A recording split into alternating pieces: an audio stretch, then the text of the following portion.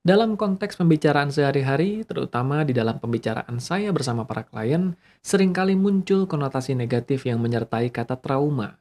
Padahal tidak semua trauma itu buruk. Seperti apa lebih jelasnya, simak uraiannya di live restoration serial video kali ini.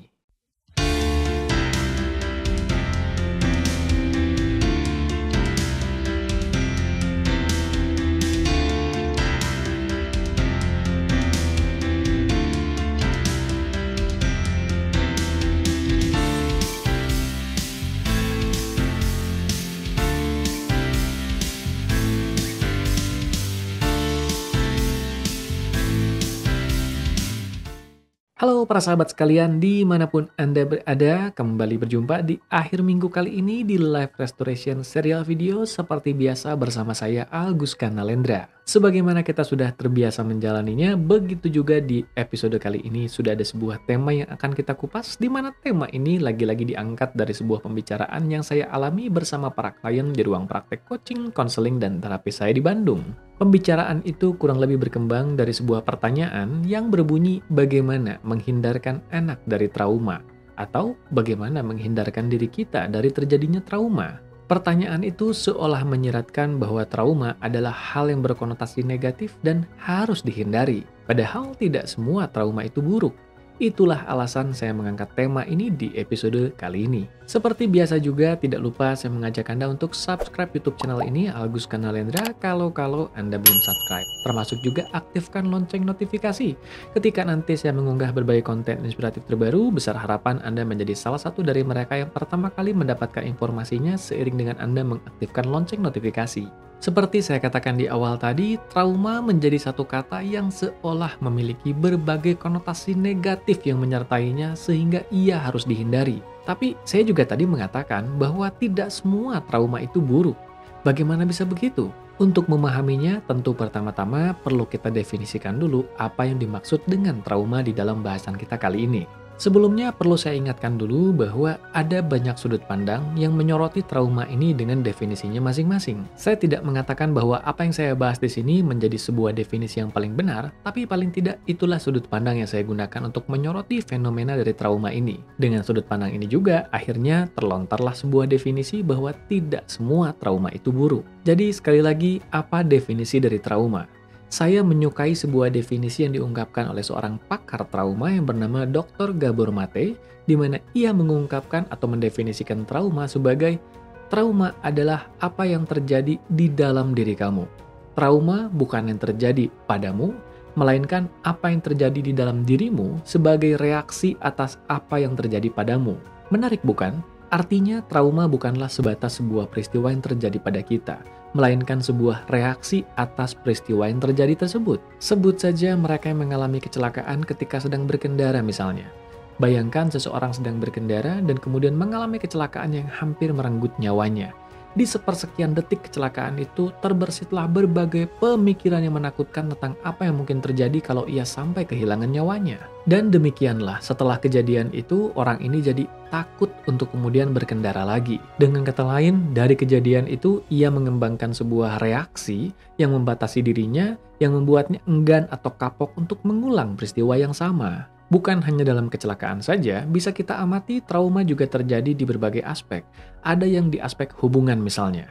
Mereka yang pernah mengalami kekecewaan ketika menjalin hubungan lantas mengembangkan sebuah reaksi yang membatasi mereka ketika akan menjalin hubungan baru di kemudian hari. Atau dalam diri para klien saya yang adalah seorang pebisnis, di mana mereka pernah mengalami kerugian atau kepahitan dalam bisnisnya yang menciptakan sebuah reaksi yang membatasi ketika di kemudian hari mereka harus membuat berbagai keputusan yang berhubungan dengan bisnis. Tapi pertanyaan pentingnya adalah, apakah semua yang pernah mengalami kecelakaan ketika berkendara otomatis menjadi trauma untuk berkendara? Atau mereka yang pernah mengalami kekecewaan ketika menjalin hubungan, apakah mereka lantas trauma dan kemudian merasa terbatasi ketika ingin menjalin hubungan baru? Atau begitu juga dalam konteks para pebisnis, apakah mereka yang pernah mengalami kepahitan atau kegagalan dalam berbisnis kemudian trauma untuk berbisnis lagi? Jawabannya adalah tidak selalu, betul? Hal ini yang dikatakan oleh Dr. Gabor Mate tadi bahwa bukan apa yang terjadi padamu yang dikatakan sebagai trauma, tapi apa reaksi yang muncul dalam dirimu atas apa yang terjadi tersebut. Ketika muncul sebuah dampak atau reaksi yang cenderung membatasi sehabis kita mengalami sebuah peristiwa, bisa kita katakan bahwa itulah trauma. Tapi lagi-lagi, tidak semua trauma itu buruk. Kenapa demikian? Karena kembali ke definisi tadi bahwa reaksi ini cenderung membatasi. Membatasi ini tidak selalu menghalangi dan menjadikan kita tidak bisa melakukan hal itu, bukan? Di kadar yang tepat, membatasi ini bisa menjadikan kita berhati-hati. Di kadar yang tidak tepat atau berlebih lah reaksi terbatasi ini bisa menghambat kehidupan seseorang. Ada kata kadar di sana, ada kata reaksi yang terbatasi. Jika kita gabungkan keduanya, maka trauma yang buruk adalah trauma yang kemudian membatasi seseorang secara berlebih dan menghambatnya untuk bisa menjalankan hal-hal yang ia ingin lakukan. Sementara itu, trauma yang tidak buruk adalah jenis trauma yang membuat seseorang jadi lebih berhati-hati.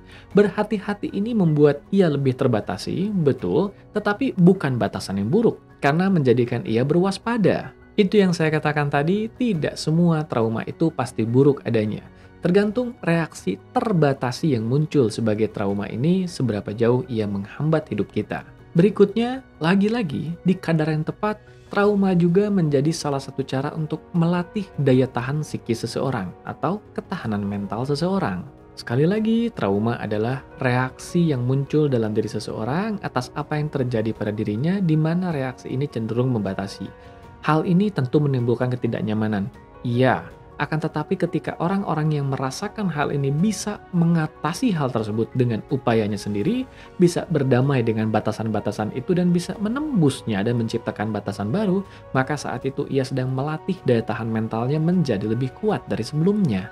Dalam kehidupan ini tidak selalu segala hal berjalan sesuai harapan kita, betul? Mereka yang dikatakan bebas trauma sekalipun, meskipun hal ini tidak mungkin, bisa saja mengalami hal-hal yang bersifat traumatis di kemudian hari. Jika mereka tidak pernah punya pengalaman dalam mengatasi hal-hal yang bersifat traumatis itu atau mengatasi reaksi internal yang muncul dalam diri mereka yang bersifat membatasi ini, maka hal ini akan menjadi sebuah kendala yang akan sedemikian menyulitkan mereka. Tapi lain cerita kalau mereka yang sudah pernah punya pengalaman dalam berhadapan dengan reaksi internal yang membatasi ini. Semakin mereka bisa memacu dirinya atau memediasi dorongan dalam dirinya ini yang bersifat membatasi untuk kemudian menembusnya dan menciptakan batasan baru, maka daya tahan mereka lebih kuat. Sehingga hal-hal yang boleh saja dikatakan traumatis bagi orang biasa menjadi hal-hal yang bisa saja dikatakan biasa saja bagi mereka yang sudah terbiasa mengatasi berbagai hal ini dalam dirinya. Tapi untuk menghindari bahasan kita melebar terlalu jauh, izinkan saya merangkumnya secara sederhana. Trauma itu tidak selalu buruk. Trauma menjadi buruk ketika ia bersifat membatasi dan menjadikan kita tidak bisa melakukan hal yang sepatutnya kita lakukan. Trauma menjadi sesuatu yang tidak buruk ketika ia membuat kita menjadi lebih berhati-hati. Berhati-hati termasuk ke dalam ciri perilaku yang agak terbatasi, bukan? Iya, tapi bukan terbatasi di skala yang buruk. Ia menjadikan kita waspada, bukan takut. Jadi, tidak semua trauma itu buruk kan? Dan demikianlah bahasan kita di episode kali ini. Sampai jumpa di episode berikutnya minggu depan. Ingat, subscribe YouTube channel ini, Agus Kanalendra, kalau Anda belum subscribe, dan aktifkan lonceng notifikasi. Like juga video ini kalau Anda merasa mendapatkan manfaat darinya, sehingga membantu YouTube untuk ikut juga menyebarkan video ini pada lebih banyak kalangan di luar sana yang mungkin saja memerlukan manfaat yang sama dengan yang Anda rasakan. Sampai jumpa minggu depan, salam sehat, berkah berlimpah, damai dan berbahagia selalu bersama mereka yang Anda kasihi dimanapun Anda berada.